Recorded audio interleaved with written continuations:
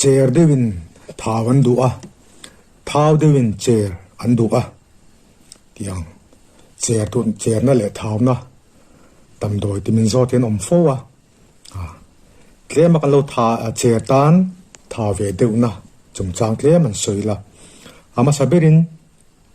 thaw na dam doi tia an zor ang chi le mi in a tha an ti na zong hi bo hom lo tur ani kan kha chiang ni chuan thu ran ni se a chan chu henga hianin enge tel ta satala thil poi te po lo tel thei ti hi hria ta poi mo khop maya tin boi khat lai ka ti dan thin hi an ser lok ila ni tin ni na big takin zana hianin chang top batar ta le balla thingpui nen ka me je thina hei thani khatvel etianga ka ti nu hianin dulkiar lu chuang lovin ka taksa alo tha ti holan siama kari belboka tuan fum chuang lo in thazo thosi in ka taksa hi lo lian tha heng te hi ti thei chuan in hangi an om ve ka ringa chang tho patar ta le balla thingpui nen zana me ani chu zun thum nat na le thi sin sang nat ni ta ni ro ati anga ti hi doctor ron lu chuanin ti lo atha boka tin thau du chuanin halu to ka in soi soi lo tur ani a thui tak tlan te hi thau du tan chuanin atha lem lo marathon tlan thin te ta sa piam dan kan an traffic anga thau tak an om mang lova kan in soi soi po in a choi tui tok lek ti la halu tuk lova in soi soi hi apoi mo ani chu tin thau kan du chuan thil ei tam te po ngai ve ei tam ba ka ei jin te po nga ya choi tui lo chung po ei lui ve te po nga ya thil ei tam ti hianin nge cho thil la zong ni lovin cho tha ei tam mangai ti nani kan cho in protein carbohydrates le thau thachi unsaturated fats ei pai sela tha a ni khata voinga vel cho ei la atha hei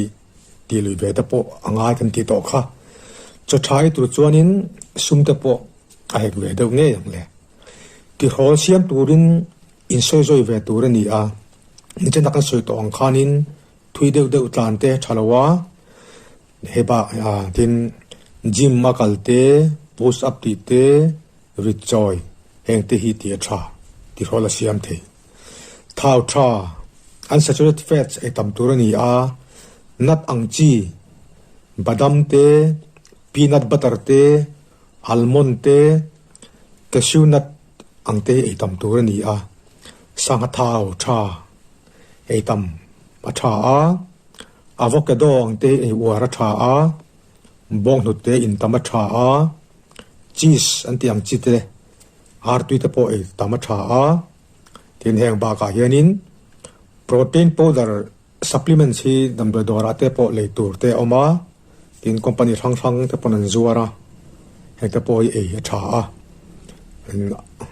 sa itam hi a thalo na chungin amoi to ka sa e thin tur ani an chu sa hian protein pa ya protein hi emi ki hol siam tu ber hi ni a alu tu ka ero a thalowa thau hi du veu ma ela emi chini tel thum le emi sa thau ero e tam lo a tha in a him a chan chu chiniat ti thum chop processed food kan tiang chi te he tiang sa thau mom lu tu kang chi te chuan zun thum nei theina te ti sen sang nei theina te kha ati tam bele dei a he wa hianin he ngi chu ti lo ba tha a mud donut thil e thin hian kan thau ma theya cho e ma dakar chan ve vel chu tu in lo ba tha chan chu cho e don na ya tui kan in chau hianin cho e tam hara thau du tan chuanin cho e ma dakar chan ve vel chung chu tui in lo tur ni chu tin mud donut thil e te po hi thil tha chu ni lo ma se thau du tan chuanin atul ve tlatani he ba ka hian thau thu thi thalowa eng kim hi nge thut hausak thut te po nge mani sian den thiam lo chonin kan chet pa kan nu na chet pa the chu tiang bokin taksa po hi kan thau thut hianin taksa ha sa rang rang hom the ya rồi mua nga thảo tụm tu ni à tin thảo tu hianin mut tam te po poi mo le à kan mut trem nu tuk chuanin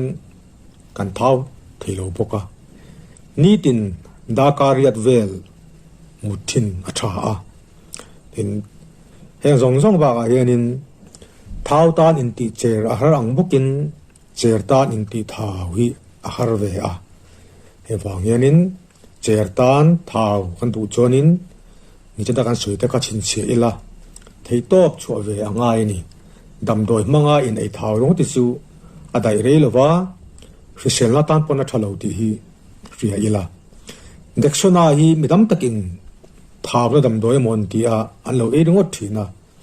steroids ani chi khat ani deksona hi hemi deksona steroid chung chang chu video po ka lo siam to kha adu tan chon enila taksa in side effects yang a em maya thau na dam doi ani lo ti hi riang u ei tam le ei rei chuanin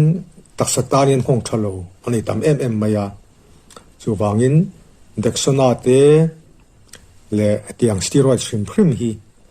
doctor ron lo chuanin ei mai lo tur ani tin tuna ka soite kha chin che ila thil tha nei tur chuan man pek ve nga ya thei top chu ve nga ni ti riang u